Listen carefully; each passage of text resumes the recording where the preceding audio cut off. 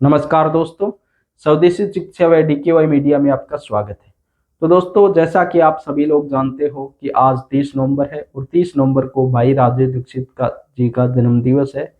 तो उनकी जयंती को हम स्वदेशी दिवस के रूप में मनाते हैं।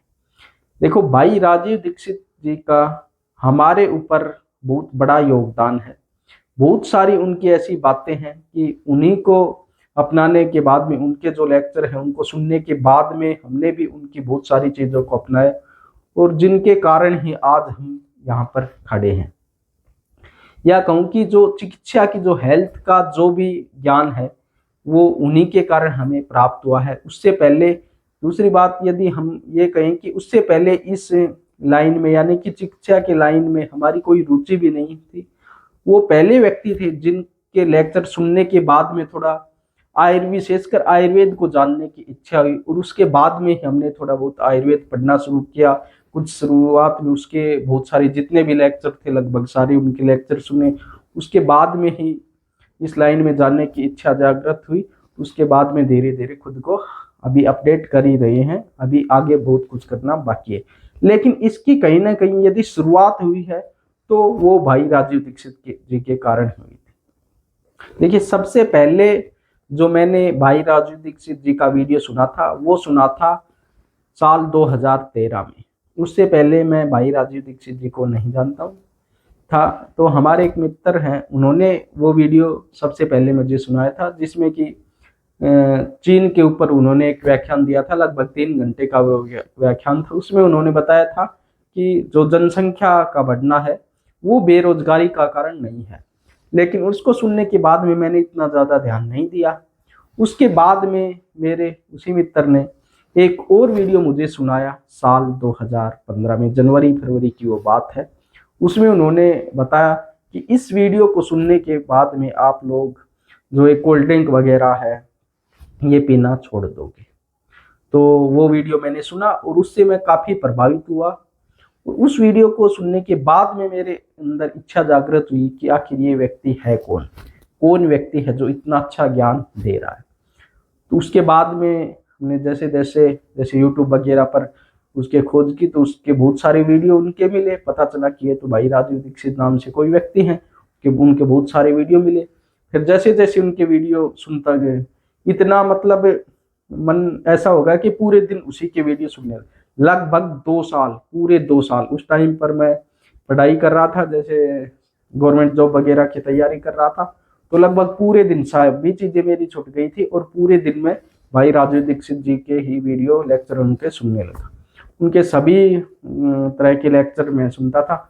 उसके बाद में ही पता चला जो कि हमारी भारत देश की महानता जो वास्तव में है वो उनको सुनने के बाद में ही हमें पता चली। उससे पहले हम भी, जो आजकल बहुत सारे लोग मानते हैं कि भारत के बारे में जो हमें पढ़ाई जा रही है, जो हमारी किताबों में लिखी उन बातों को हम सच मानते थे। लेकिन उनको सुनने के बाद में पता चला कि इसमें तो बहुत सारी बातें हमें झूठ झूठ पढ़ाई जा रही हैं। बहुत सारे ऐसे आविष्कार, जैसे चिकित्सा के क्षेत्र में मान लो या फिर किसी और भी क्षेत्र में, बहुत सारे लगभग ज्यादातर आविष्कार हमारे यहाँ इंडिया में हुए हैं, बस उसका नाम रजिस्ट्रेशन किसी और के नाम पे है। तो सबसे पहले जो शुरुआत हुई थी चिकित्सा के मान लो, या फिर जो आजकल जो आप देखते हैं विमान, जो हवाई जहाज या हेलीकॉप्टर के बारे में बात करें तो जैसे उसके बारे में एक बहुत पुरानी पुस्तक है विमान शास्त्र, जिसके बारे में कि आज नासा उसका अध्ययन कर रहा है। उसमें 500 तरह के विमान बनाने के तरीके लिखे हुए हैं। तो इतनी गूढ़ साइंस और चिकित्सा के बारे में यदि हम बात करें तो जो आज से 5 से 10 हजार सालों पहले हमारे यहाँ पर चिकित्सा की जाते थे, इतनी उन्नत किस्म का विज्ञान हमारे यहाँ रहा है। या फिर साइंस या टेक्नोलॉजी की बात करें तो जैसे चंद्रमा और सूरज की दूरी है, जो पहले हमारे ऋषियों मुनियों ने इतने सालों पहले बता दी, आज भी उसमें तनिक भी बदलाव नहीं कर पाए हैं। आजकल के जो वो नेपते हैं वही दूरी आज भी निकल के आती है। तो उस टाइम पे इतनी टेक्नोलॉजी रही होगी शायद। वैसे हम मान लें आज के हिसाब से देखिए, मान लो उस टाइम पे टेक्नोलॉजी नहीं थी तो फिर इतनी करेक्ट दूरी उन्होंने कैसे नापी। तो बहुत सारी ऐसी टेक्नोलॉजी थी उस टाइम पे, हम इससे आज जो है उससे ज्यादा कुछ टेक्नोलॉजी हमारे पूर्वजों के पास रही होगी, ऐसा हम मानते हैं।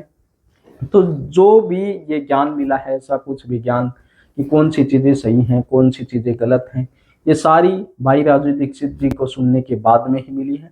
और जैसा मान लो आप अभी हम एक ट्रेंडिंग अभी जो साल 2 साल पहले, जैसे 1.5-2 साल पहले की माने जो ट्रेंडिंग बीमारी आई थी, मान लो यदि हमने भाई राजू दीक्षित जी को नहीं सुना होता तो हम भी इसी ट्रैप में फंस जाते, डर के रहते सारे दिन, मुंह पर वो कपड़ा बांध करके रखते, ये भी लगा लेते, मतलब इतना डर हमारे अंदर टीवी या अखबार के माध्यम से इतना डर फैला गया।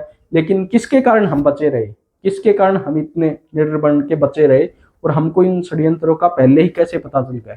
क्योंकि उस व्यक्ति भाई राजू दीक्षित जी को सुन रखा था, और जिस व्यक्ति ने भी भाई राजू दीक्षित जी को सुन रखा था उसको इन सब चीजों से बिल्कुल भी डर नहीं लगा होगा, ऐसा मेरा मानना है।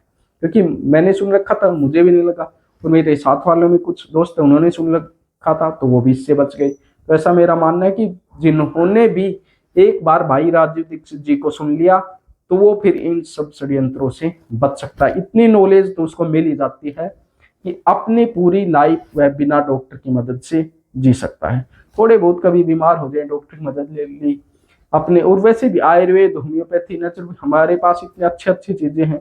एलोपैथी कोई बुरी चीज नहीं है ना, ले सकते हैं उसकी मदद इमरजेंसी में कभी कभी जहां उसकी जरूरत हो, लेकिन हर समय विदेशी चिकित्सा पद्धति में फंसे रहें, जिन बीमारियों का उपचार उनके पास नहीं उसमें भी उनमें फंसे रहें, जिसका उपचार मान लो हमें जरूरत पड़ गई, इसमें हमारा काम नहीं चल रहा है आयुर्वेद, होम्योपैथी या फिर नेचुरोपैथी में, तब हम उस चिकित्सा के पास जाए। क्योंकि सबसे पहले हमें क्या अपनाना चाहिए, अपनी जो खुद की चीजें हैं, खुद की चिकित्सा पद्धति है, पहले उसका यूज करो, उसके बाद में हम, जैसे कि आजकल हम क्या बोलते हैं, इसको अल्टरनेटिव बोलते हैं, ठीक है, अल्टरनेटिव मेडिसिन भाई, अल्टरनेटिव चिकित्सा पद्धति आयुर्वेद और होम्योपैथी को।